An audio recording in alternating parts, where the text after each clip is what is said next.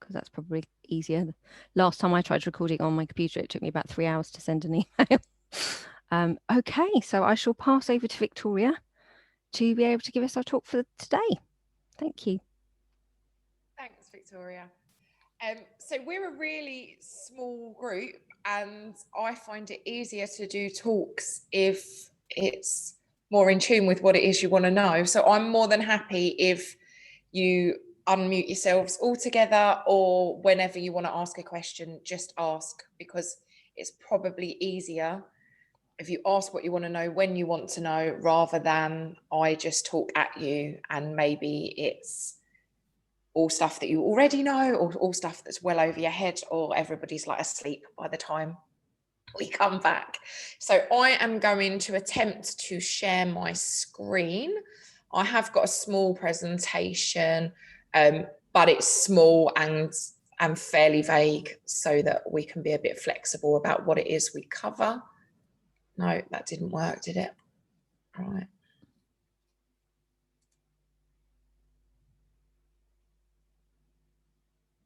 You need to enable me to share my screen because I'm just a participant. Okay, let me just, right, one participant at a time. You can stop showing someone. Right, okay, try that. Woohoo! Okay. Good.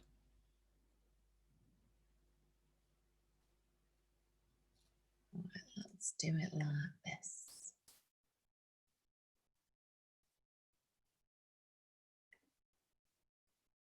There we go. Okay, can you see that first screen? Brilliant. So yeah, today I'm talking to you about hormones and health. Like I said, I've kept that fairly basic, and you can ask any questions at any time. My name is Victoria Sparks, and I am a multidisciplinary therapist. Predominantly these days, I work as a counsellor for a charity I started called Mama Nurture. And Mama Nurture works with fertility, perinatal mental health, and perinatal death or baby loss. So most of the issues that we work with are around women and hormonal issues. So hormones come from the endocrine system, and that consists of your hypothalamus, your pineal gland, your pituitary gland, your thyroid, your pancreas, and your reproductive organs. So I've got a lovely little man. This one is a man with a little bit of female anatomy on the side there to show you where they are in the body. It's always a bloke. Yeah. The world is fairly male dominated, and certainly the medical field is, I think. But yeah, so essentially, in really basic terms, hormones help to regulate your extracellular fluid, your metabolism, your biological clock, heart function, glandular secretion, and some immune functions. They also help with growth and development and reproduction. So like I said, predominantly we work with women. And a lot of the work that we do, let me just make you people small because I actually can't see my own screen. There we go. Focuses around estrogen and progesterone, or so you might think. On the next screen, I have looked more at some of the other hormones involved. But a lot of the people that we work with don't have much of an understanding about their own biology and cycles, and the expectations and what is normal. So as women particularly, we live a life that is dominated by cycles, and the menstrual cycle is key to that. But we also have other cycles in that does not last throughout our lifetime. It starts during puberty and ends during menopause, and therefore at different periods of our life we have different hormonal needs and expectations. Often what we don't know is, or a lot of the people that we work with don't know what a cycle is, how it should be. So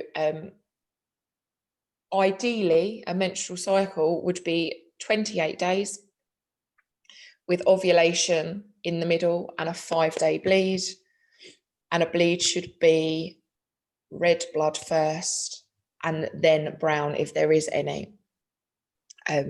Anything above and beyond that could be improved. So as you can see by the screen, the blue line is estrogen and the red line is progesterone, and the variation of those throughout the cycle is what causes the building up of the uterus through the follicular phase, and then the maintenance through the luteal phase until you get to menstruation. But often what people don't understand is how much of an influence their hormones can have on their emotional and physical well-being. So in the first half of your cycle, you tend to have better spatial skills, feel fitter and more able to do things, but also be more anxious. So you can also have improved imagination, perception, memory, and social abilities is what it says here. So in that first phase, not only are you building your uterus, but you're also far more capable in building other areas of your life. It's a much more productive stage. In the middle, around ovulation, you're obviously feeling your peak sexual desire, which is quite normal. But as you go into the second half of your cycle, it's quite normal to feel a lower ebb. And therefore, often it can be recommended to people to put any activities that they need to do that are more active and require more cognition into the first half of their cycle.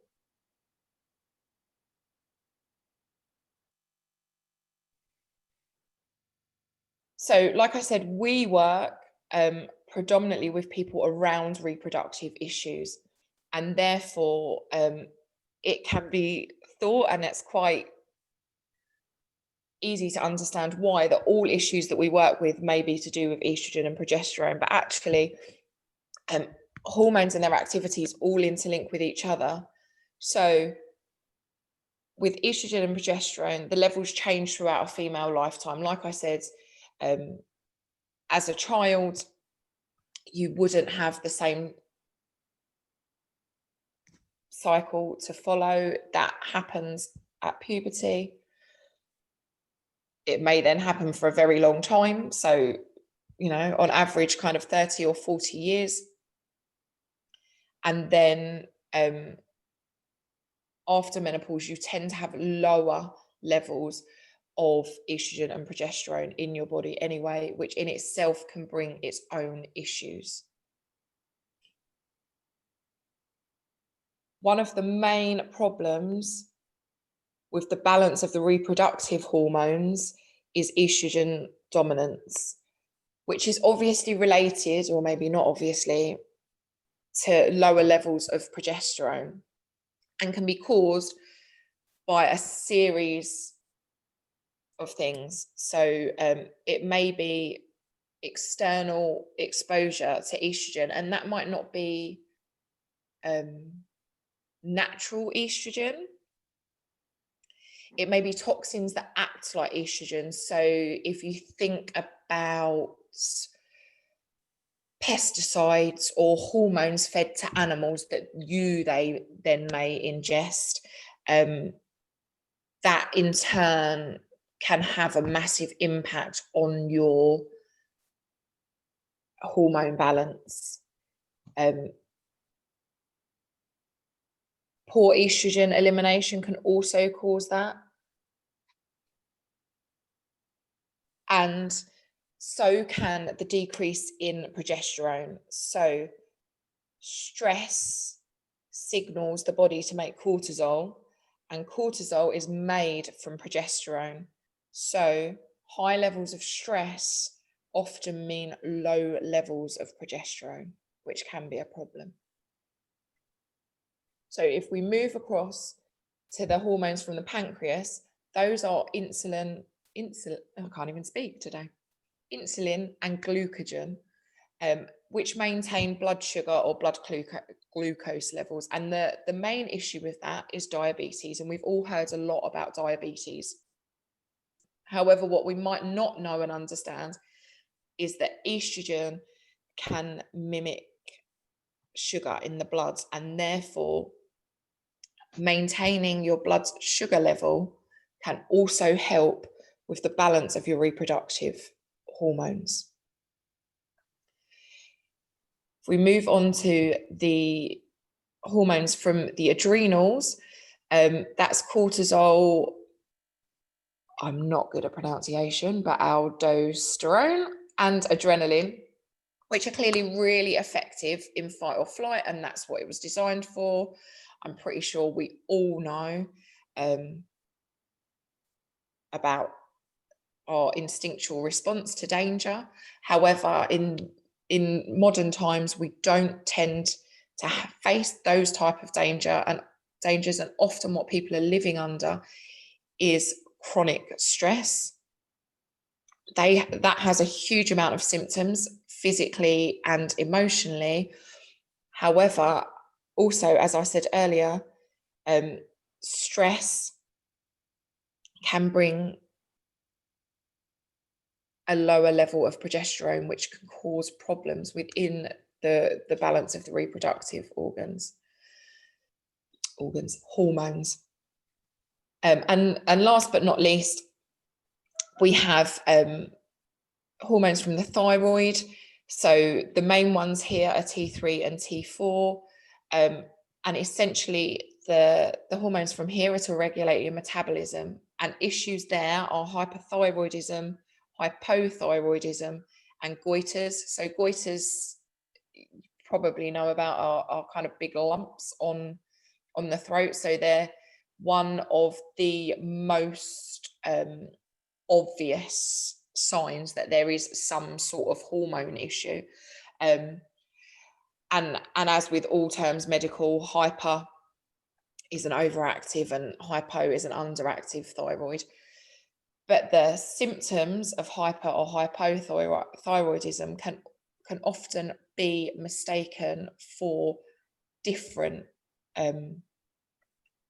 hormonal balances, so may again have an effect on the balance of the reproductive hormones.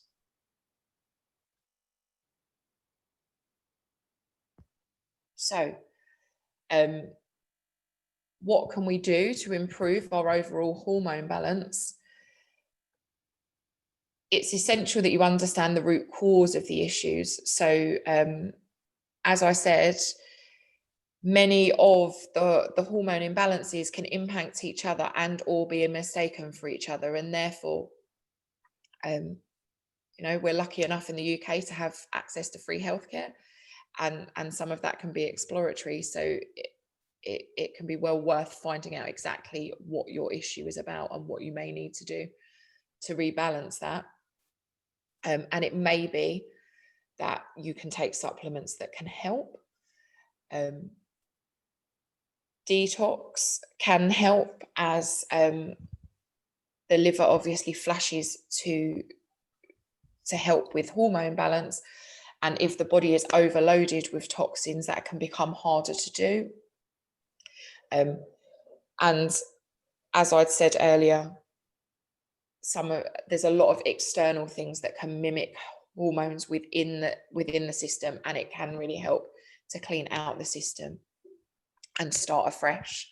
Regular physical activity can help as that gets everything moving in the body and helps with balance.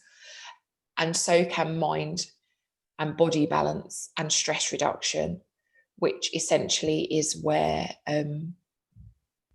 therapies come in. So therapies help very much with mind and body balance. And depending what the therapy is, can of course help maybe with recommending supplements or detoxing and or regular physical activity. So as an organisation, we particularly offer 2 types of therapy currently, and they are counselling and reflexology. Reflexology in itself is a balancing treatment, and as such may help to deal with some issues in the body. And counselling can help people to process what is going on within their own psychology and bring about more understanding and balance, potentially helping them to make healthier choices, understanding the reasons for unhealthier choices, and maybe moving forward. So that is it for my presentation. As I was taught never to do more than 5 slides and bore people to death. And that's it for my waffle. Has anyone got any questions? So I'm Hang on, writing something. I think Claire said she was writing something. It's interesting because oh, sorry, go on. No, you go first. I already kind of had worked out that like the flux of your cycle affects, you know, quite a lot my productivity for sure. And it's quite difficult because one of the things that I've always struggled with is that I've always had an irregular cycle. Mm-hmm. So it's anyone's bloody guess when I'm going to be most productive and when I'm not. But it's interesting. One of the things that I was particularly interested in the talk today was because obviously one of the things that's happening, well, not obviously, but one of the things that's happening for me at the moment is the start of menopause. So I'm premenopausal, and I've noticed some changes in my productivity, but also in the symptoms that I would normally have on a cycle are now happening when I'm not on a cycle. Mm-hmm. So it's all over the place, completely unable to really track it at all at the moment. But I would certainly have thought for a long time that sugar doesn't help. And I have given up sugar in the past and felt more clear-headed, and I wondered if that was a hormonal thing as well. Yeah, definitely. Sugar has a much bigger impact, I think, you know, and I could get very anti-establishment about the whole sugar thing. However, yeah, much more than even now with all the medical research and things that we really understand, I think. But the fact that it mimics estrogen within our bloodstream, like that is key to us as females. Mm. Because also you have fat cells hold estrogen. So as and when people are losing weight, they can have a flood of estrogen to their system. So then it's really important to manage blood sugar level, because that in itself really helps with hormones. And with the perimenopausal stuff, like it's natural over time for us to have less estrogen and progesterone. We're supposed to stop menstruating at some stage, but you know, arguably it's not so natural for us to have years and years and years of symptoms leading up to and around that. And it's about managing that the best way possible for you. And certainly in my experience watching people, the sugar thing seems to make it really much easier to manage. I stopped having any sugar for a number of years, which kind of drastically improved my hormone balance, I must say. And the easiest way I found to do it was, I can't remember the girl's name. I think it might be Sarah something. She's an Australian. I've got loads of her books at home, so I'll get one of my volunteers to take a photo of the book and send it to you. But she does a sugar detox over 8 weeks. So you don't, the worst thing you can do really for your body, whatever it is, even if you were like a drug addict or whatever, that's why they have methadone programs, is just take it out of your body. And often what people do is they decide on a Monday morning they're going to get up and have no alcohol, no cigarettes, no sugar, no this, no that, no that. And their body is just craving for it. Like it can't, it's much better to decrease it over time. So that's the program that I did. And I tried several times to do it. And it was really simple, actually. You just kind of cut out one small group a week until it was just gone, and replaced it with fat, which seems kind of counterintuitive after all these years of dieting and whatever. But yeah, cheese and nuts and avocados were my friend, and I wasn't hungry or craving, because some of my personal issue can be that I crave sugar, and that's how I know it's a hormone thing, because I particularly crave it at particular points in my cycle. What I would say, and this is not just myself, but I've gone through menopause and a few of my friends are going through it, the sugar cravings are horrendous and they seem to increase. But what you were just saying about replacing with fat, I have a cholesterol problem. So what would you do in that scenario? Well, it depends what advice you follow, because there's a lot of kind of research around at the moment about healthy fats and what's good and bad for cholesterol. And I'm not a doctor or a dietitian. Doctors told me I'll take this, that and the other because your cholesterol's too high. And I had got it down. And as soon as I started using all these things they suggested, it rocketed through the roof. So I don't actually believe that all these things that say it will lower your cholesterol will do, because when you have a blood test, it doesn't actually seem that way. Yeah, I spoke to a lady fairly recently who was also postmenopausal and had a cholesterol problem, and eats, what's that thing called? Is it keto?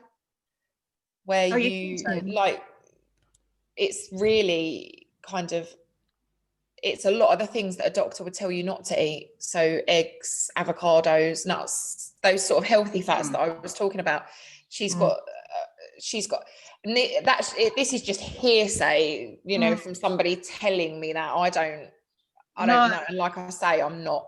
Yeah, I completely not a nutritionist or anything.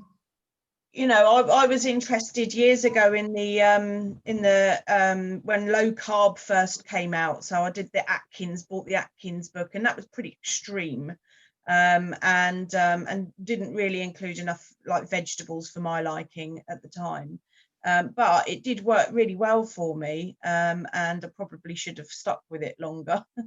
But I hadn't dealt with my sugar issues at the time, but I haven't, in everything that I've ever read about it, which has been quite a lot, it's always seemed to be that if you're on like a high carbohydrate and sugar's about as high as it can get, then that causes like the problems with diabetes and insulin and all of that, which we know about.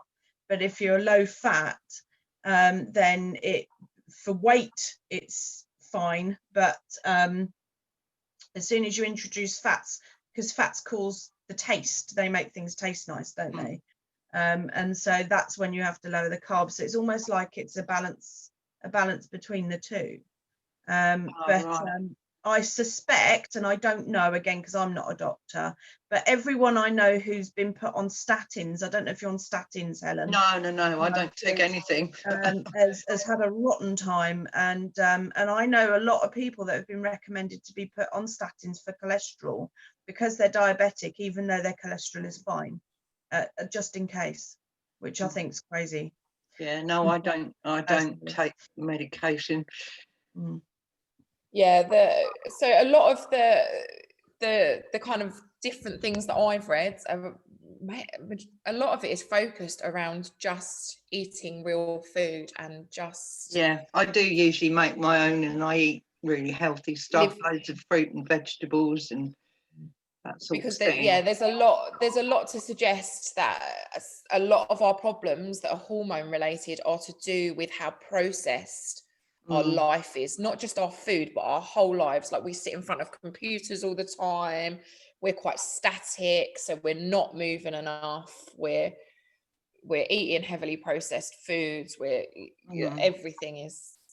The meat is full of hormones. Yeah. That's a big problem. People who eat a lot of meat might have problems with hormones because they are the hormones that are injected to the animals. Yeah, there's a lot of advice around about eating clean food. We all at home, we stopped eating meat because of that. That influenced me, my daughter and I. My story is very radical. When I was younger, like 17, probably in my 20s, I didn't feel good. I thought, well, it might be my hormones. I went to a private doctor, just an endocrinologist, and she did a thorough blood tests, and I was diagnosed with a lot of testosterone. So that's why I have a lot of hair, body hair, which is good here, but not for the rest of the body,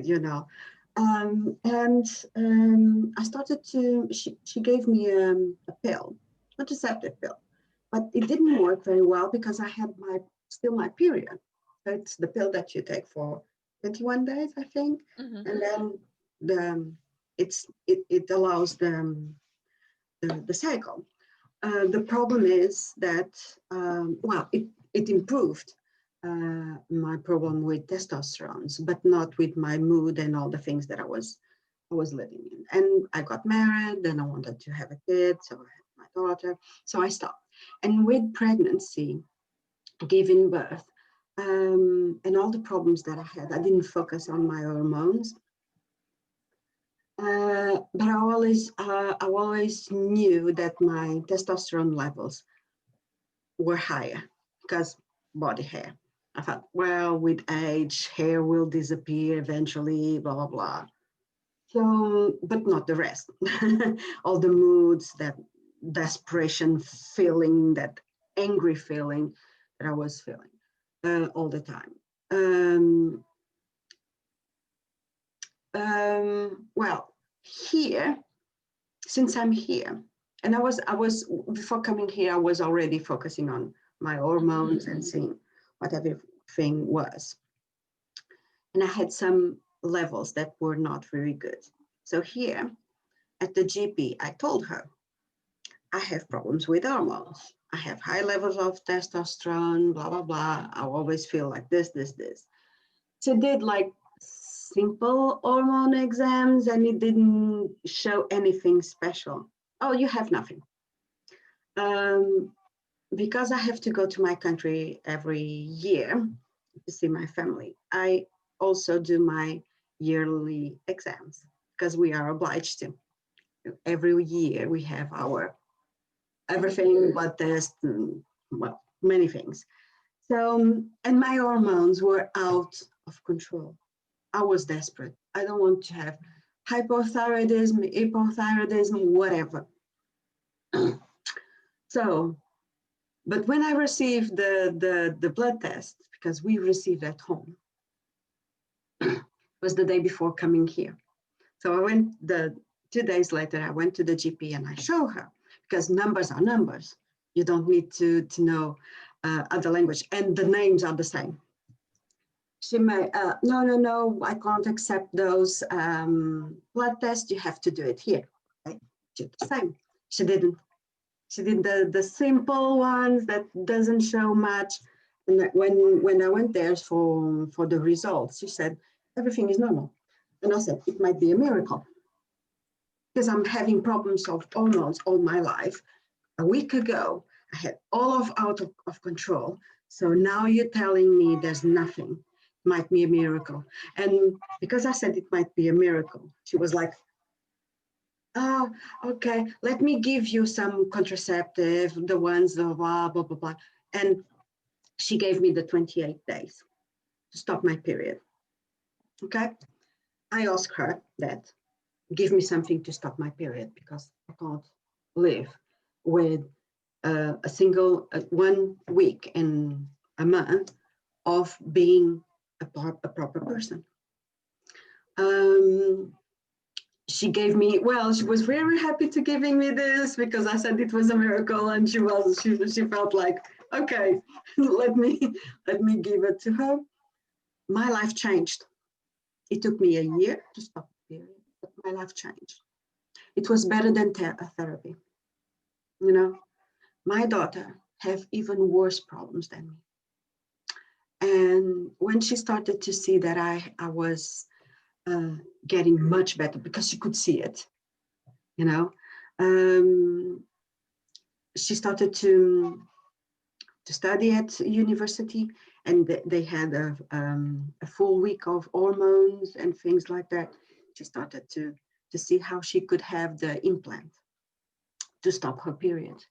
Yeah. She has the implant for before the lockdown. It was probably in August, September. She's a different girl. She talks, doesn't have high anxiety anymore, doesn't have suicidal thoughts anymore. She's with us more time. She was always in her bedroom feeling miserable. And well, we had to find our own way of dealing with hormones because the GP, she couldn't care less. Probably I have the worst GP on the world. You have to get there. But my experience was not very good with a GP. So I was wondering, you said that you are in the organization. If that is some organization that it's available everywhere or not, what they can do, what they can't do, because I would like to explore a little bit more about my hormones, because, okay, I found a solution with a contraceptive, but is it the right solution or not?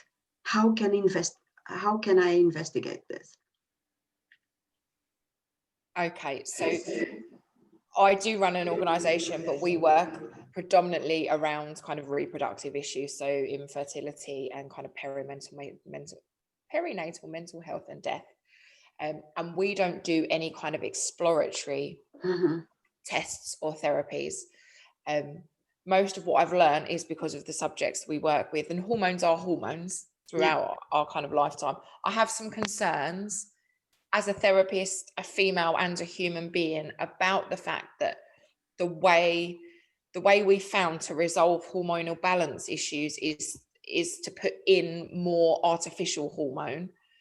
And there's a lot of research around to show that some of those kind of toxins and artificial hormones that we're all taking in, which are causing some of the imbalance, is because so many of us are taking the kind of the contraceptions and the artificial hormones, and they're in our water stream, and that's kind of increasing.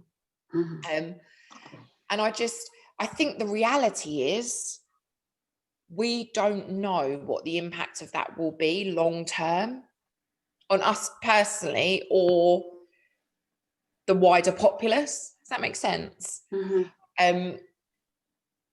Some of the clients that have come to us that have done much more exploratory stuff and seem to be much more clued up on what's going on with their system and how they're going to manage that have entered into something called functional medicine. Yeah. So those people, as far as I understand, are medically trained, which we're not. We're therapists. And they are MDs. Yeah.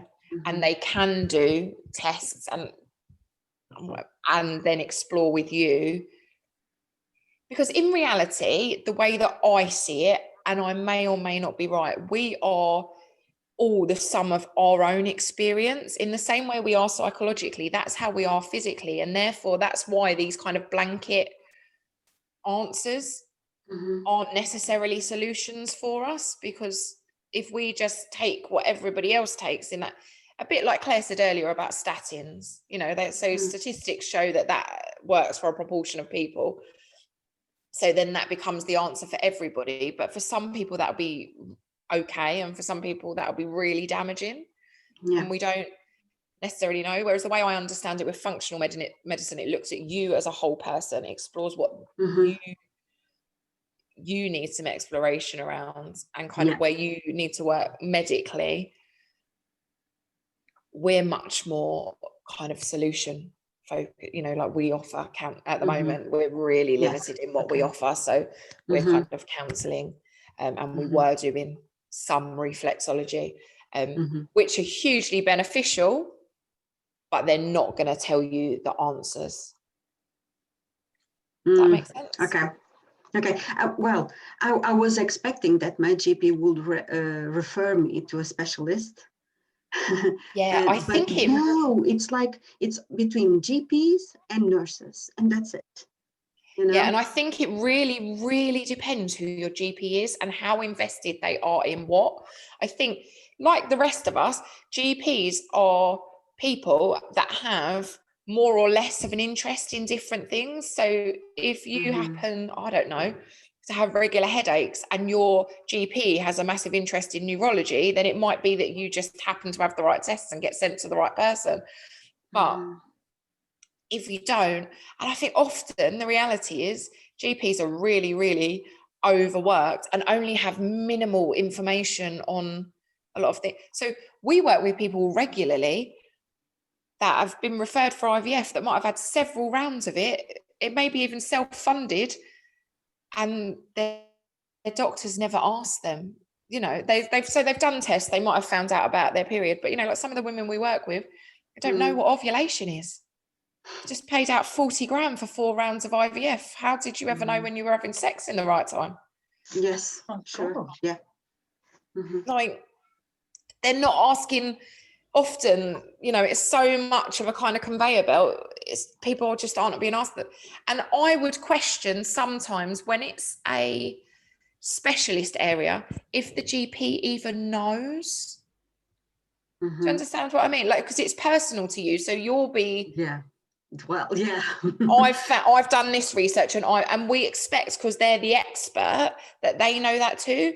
But the human body is really intricate, and there's like hundreds of millions of different things, and they've just got to know a little bit about everything. The fertile period and periods and everything, it's not taught in science. Well, I think it is, but how much attention people pay at school? Okay.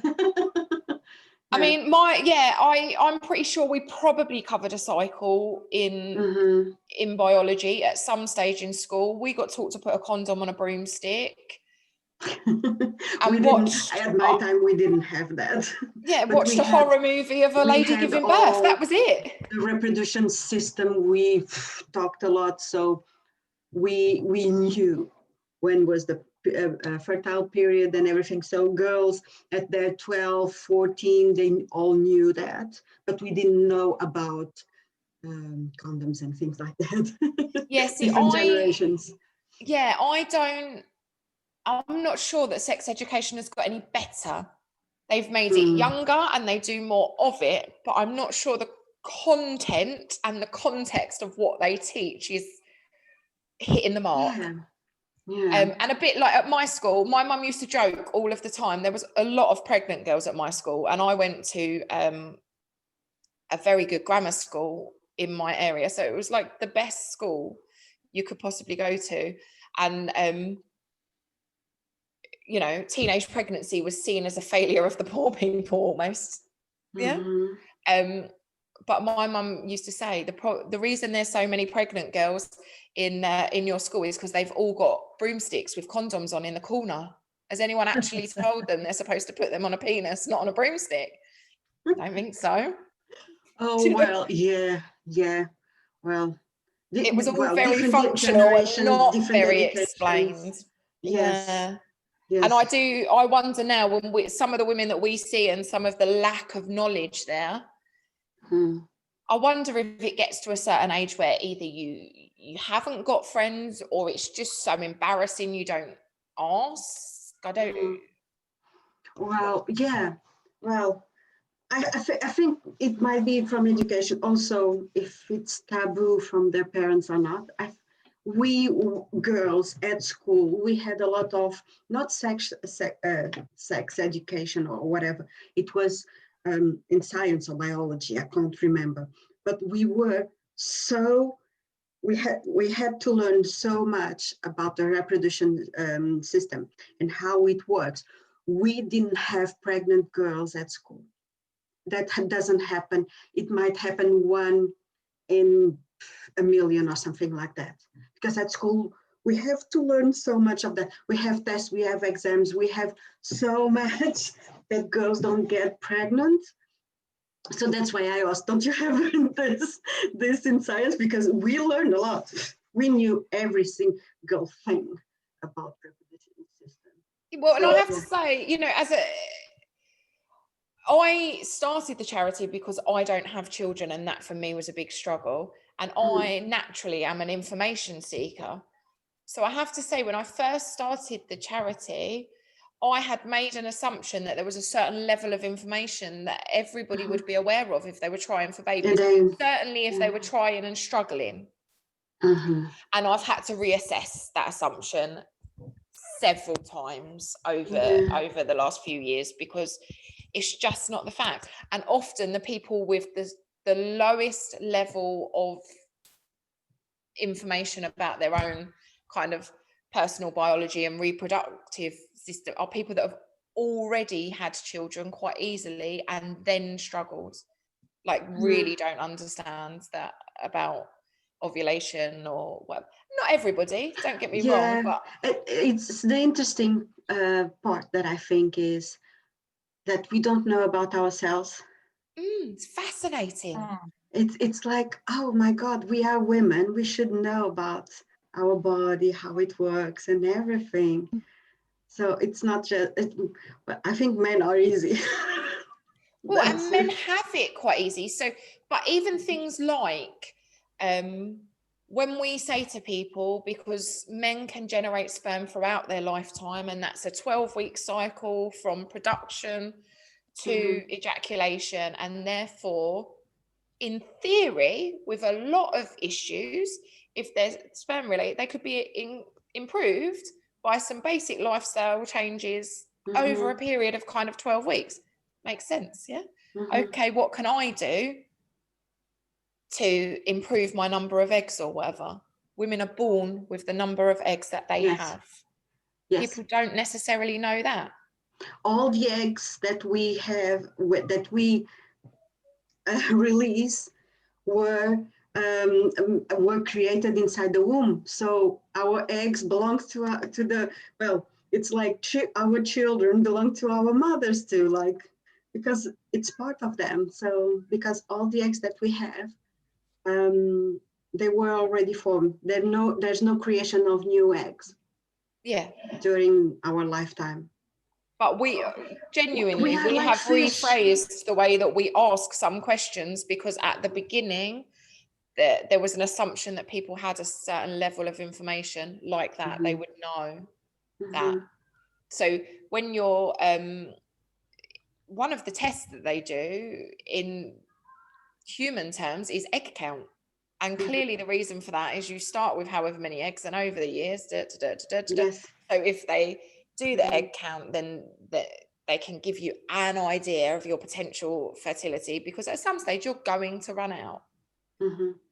I had made the assumption that everybody knew that.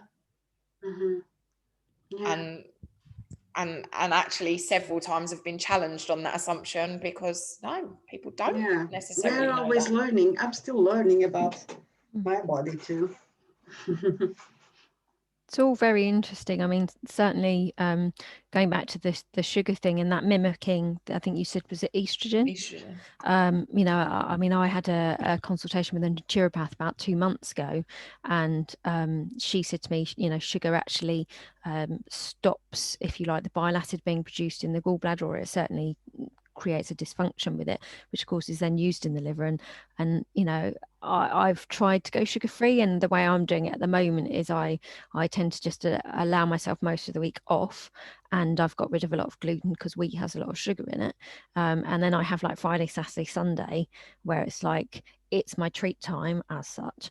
It's not really a treat for your body, is it? But and the I have noticed definitely now by doing that just what a difference there is, you know, in terms of you know, my energy levels. It can be my anxiety, if you like, inflammation in the body. I can have a reaction within less than 12 hours, you know. So it's very interesting that you were saying about the sugar and the estrogen. And I know she also said, like Anna was saying about the contraceptive pills, I know she was saying about with a lot of the contraceptive pills, they massively uptake your uptake of copper in the body, and that can create issues and stuff. So it's all, you know, like really interesting to see how it all links together. One thing I was going to just ask you from your talk, Victoria, is how so I'm assuming from what you're saying, this is something that you work, this is like part of the process you go through with your clients with if they're struggling with infertility or if they've lost a baby. I'm assuming this is something that you look at with them to see, obviously, about their hormones and what might be going on in that respect. Is that right? Yeah, I mean, essentially, like I say, we're not medical doctors or anything like that, but we'd have, I guess what's happened with me and the rest of the therapists over time is that you build an awareness of common kind of symptoms, and that they probably do have a relation to people's hormone balance, and then would make a recommendation that they seek further testing. But often, you know, a lot of our clients are kind of information seekers and have done a lot before they come to us. So often they tell us, this was happening to me, so I went to this person and they did that, and then this didn't work. And do you see what I mean? Yeah. And that's really helpful for us, because then you do start to identify a pattern with certain things. Yeah. So then the next person comes in and says, I've got this, that, and the other symptom. You're like, oh, maybe go to your GP and get your hormone levels tested. Yeah. So and like you said, Annie, Anna, often the GP will do the most basic test and try and leave it at that, because there's no issue. And that's what happened. Well, it's the most cost-effective option. Before with the ones that she asked me, they are not the same. I can't compare because they are not the same. But yeah, I had to find a solution for myself.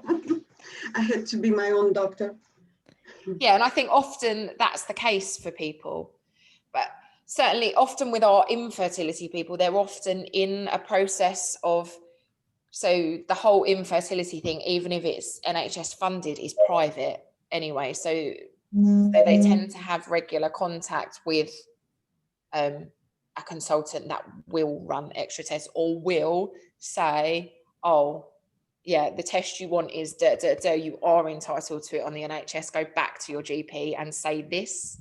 So then that's much more helpful if you have another doctor that has worked within the NHS. And most of the doctors we have in this country that work privately do also work for the NHS, so they know. You know, and we're really lucky on that, because once one client comes to us and says what we were told to do is what we were told to ask for is, then you can tell other clients, actually you are entitled to that. Just go, and if your GP won't do it, maybe ask another GP in your surgery, or maybe, you know, whatever it is. So sometimes for people who try to have children and then they can't, sometimes it's for some of them can be only psychological support they need, because the anxiety level is so big that they can't conceive. So yeah, I think there's a lot of things. So like you said, Victoria, about kind of your anxiety and sugar. So in my experience of working with people with infertility issues, most of our infertility clients are all what you might call classic overthinkers. So they are quite anxiety driven. And I have a personal wonder about what it is that constant adrenaline drip has on the kind of uptake. So we know that the constant adrenaline drip depletes vitamin uptake naturally within your body. So I wonder what impact that has directly on the reproductive system. Does that make sense? Yes. That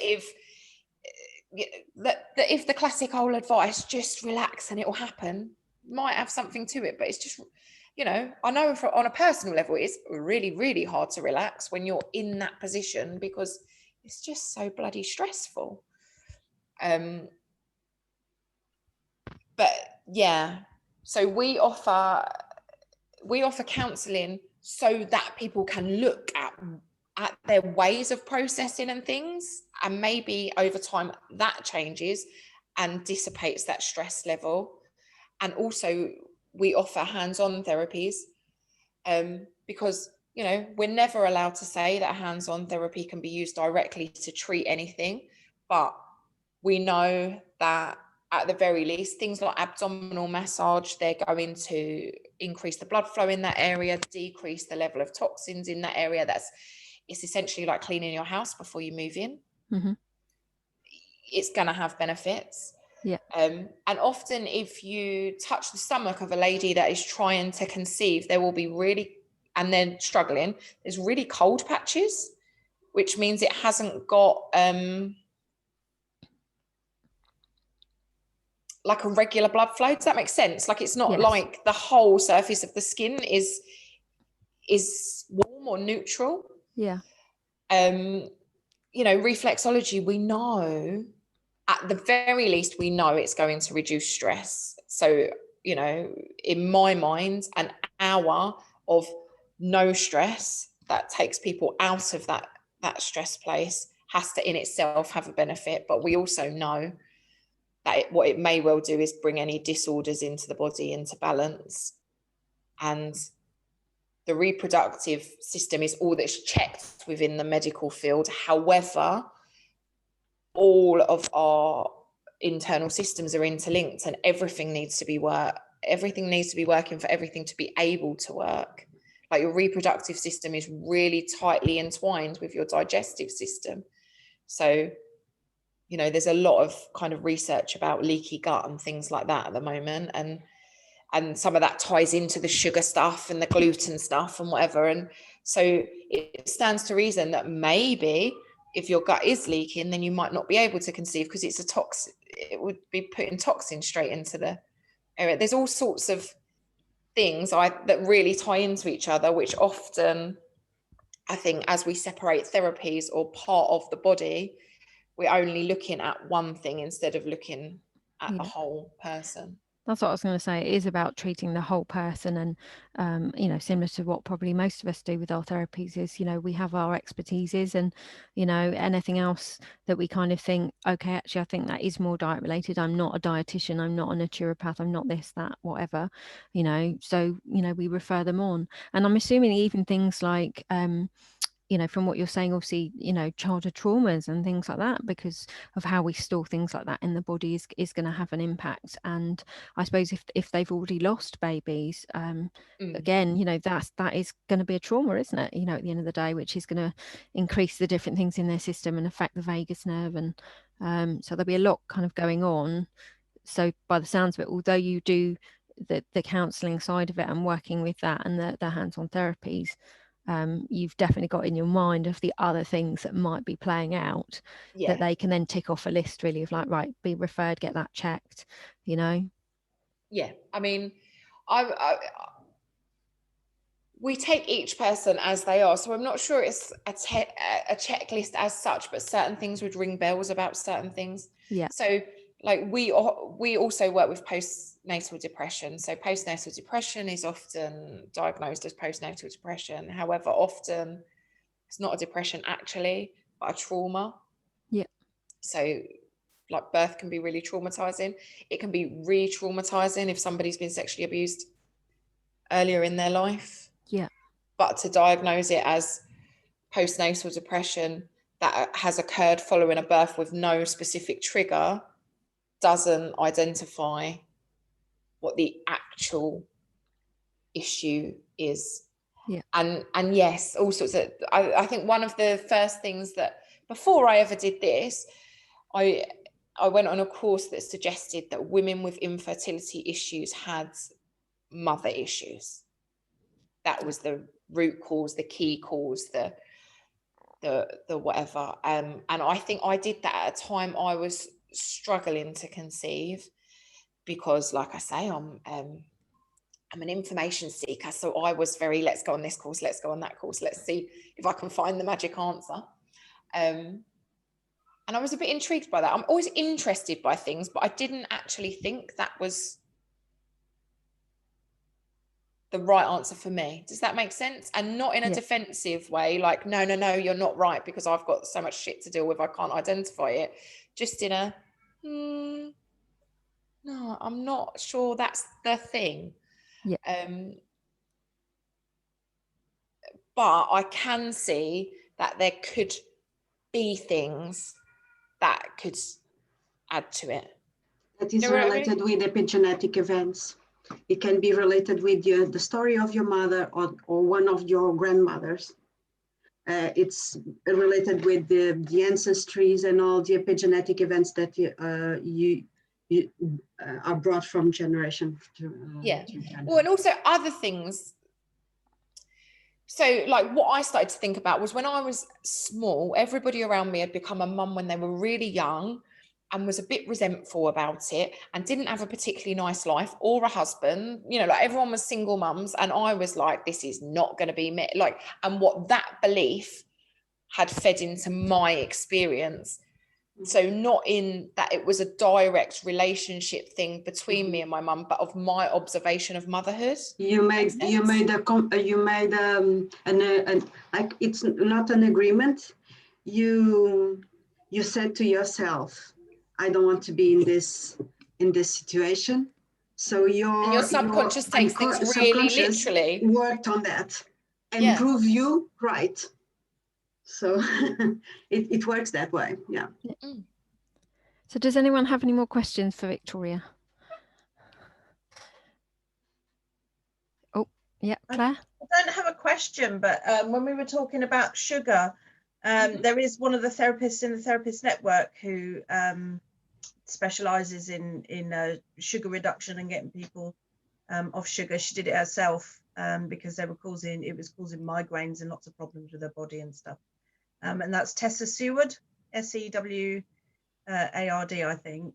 And she's actually got, she's doing a workshop on the 5th of December about like the hidden dangers of sugar and how she did it and stuff like that.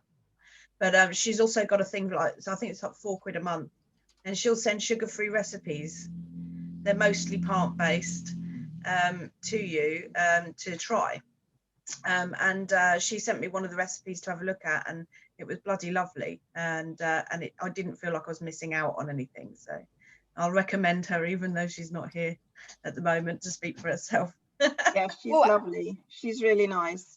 And also the other one that's a member of the Therapist Network that does a lot of nutrition and a lot of sugar work is Lisa Driver. She's really good too. Both of those people are local to the Battle Therapist Network. But Lisa Driver is very, very hot, and she's spent a lifetime in nutrition and exercise and stuff like that. And it's only in the last, I don't know, 5 years that she's really taken the nutrition, but she's absolutely run with it, and she's very highly qualified and researched a lot of stuff. So she's really good, but she's local to Hastings. Lisa Driver, she's good as well.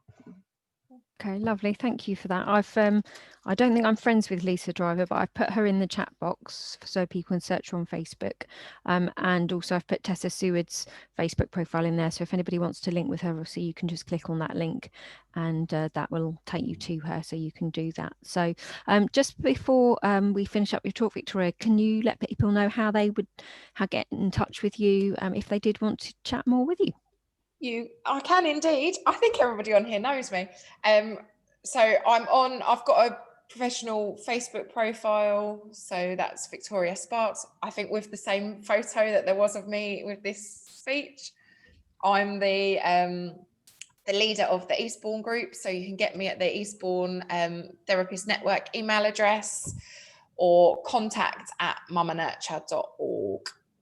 Lovely. Thank you very much for that. So I shall stop the recording now. So that's all done.